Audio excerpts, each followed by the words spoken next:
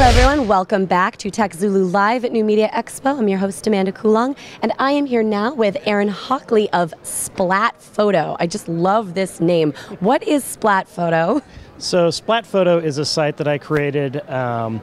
Essentially it's me talking with other photographers about I say it's for photographers looking forward, so I spend a lot of time talking about things like social media, things like online marketing, things about new technologies that are coming out that are impacting the photography industry.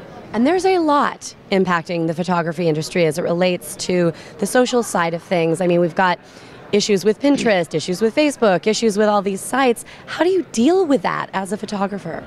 It's one of those things where most photographers, they're usually, single solo employee businesses, Right. self-employed, or very small studios usually. And so you can't be everywhere. You can't be on every social media site and in every place, because otherwise you'd be doing nothing other than social media full time. You wouldn't have any time to take photos. Yeah. So you kind of have to look and decide and figure out where it makes sense for you based on the type of photography that you're doing and based on who you're trying to reach. If you're a wedding photographer, you're going to be in different places to connect with your clients, your brides, than somebody who's trying to sell, say, fine art, nature, landscape photography. So. Yeah. How do you protect yourself, though? Do you put watermarks on your photos? Do you, put Creative Commons licensing on your photos? How do you cover yourself? The watermarking thing, that's a great religious debate, and people tend to fall, kind of on one extreme with that. Personally, I don't watermark my stuff. I realize that it's potentially going to get swiped if I put it online. I mean, if you put something on the internet, it might get stolen. Unfortunately, if you never put anything on the internet, nobody's going to know who you are now. So I generally find that I think the watermarks detract from the overall visual appeal of an image, so I don't worry about that too much. Creative Commons, I've had good results using Creative Commons for my photos. I put a lot of work up. I've recently started using Flickr again more, and I've found that my work has been used in some really interesting places, and having that work out there has also I've received a lot of direct inquiries for other, commercial use that falls outside of Creative Commons, but people would make those inquiries because they came across my work that I had online. Really interesting, yeah, because it seems like there are a lot of opportunities for photographers to get some niche work out there and used in some creative ways depending on where you put it. Yeah, there's, photography and visual media is just, it continues to explode and grow, and so brands and companies and that are out there, they're trying to find good photography, whether they're hiring photographers directly or whether they're finding photographers that have already made images.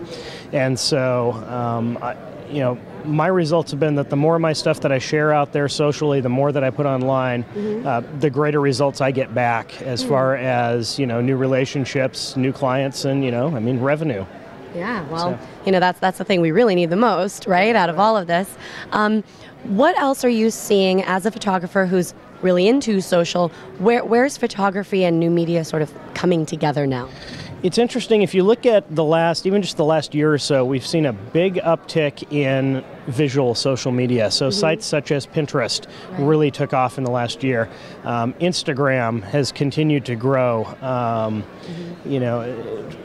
Products like Google Plus incorporated photography in a very big way early on, and Facebook has borrowed some of those features and redesigned some of their interfaces to reflect that visual impact, because photos make a big impact, right? Even if you're writing a blog, you want to include some sort of visual media to help grab that reader's attention, as everybody's, there's so much out there, everybody's fighting for attention online. And so, I think we're going to continue to see photography and visual media be important. I think we're going to continue to see brands and individuals that are going to be interested in finding out better ways they can use photography as they market themselves or their business to get people interested. I mean, the good news is that everybody's kind of a photographer nowadays. We're all carrying smartphones in our pockets that can make some great images. And the ability to make those images and to easily share those images, that almost seems to be more important than the quality of the images themselves. I'm here at this trip and I have my DSLR, I have my, my big boy camera with me, but I've made, 10 times as many photos with my iPhone, just because it's easy to make that photo, share it out online, put it out on Flickr, get it out on Twitter, and get interaction. And really quickly, what are some basic tips as a professional photographer that you can give someone who is maybe just taking photos with their iPhone? How do you put together a good photograph? Let's see, couple of quick tips. So, when you go to make a photo, if you have a moment, kind of look at the whole scene and figure out, do you want to take just that generic snapshot where you bring the camera to your eye and you photograph the whole scene, or maybe do you want to focus in and get closer and focus on some sort of detail? Look at some different angles you could use, right? We typically make a photo with, it's like the 6-foot guy with the camera to his eye syndrome, right? So it's the snapshot that you take right in front of you. But see if you can, get high or get low. Yesterday, one of the vendors here has a bus here on the trade show floor, and I was up on the roof of that bus, and I took a panorama photo of the exhibit floor here using the panorama feature just on my iPhone, and shared that out. And that's just something a little bit different, right? Yeah. It's a little more interesting than just taking a single snapshot. And so, see if there's somewhere you can get some elevation. See what kind of shot do you get if you bring your camera down to the ground and you're looking up at a subject. And just experiment. The great news is with digital cameras that the film is free. And so, you can go out there. Aside from the data plan, but anyway.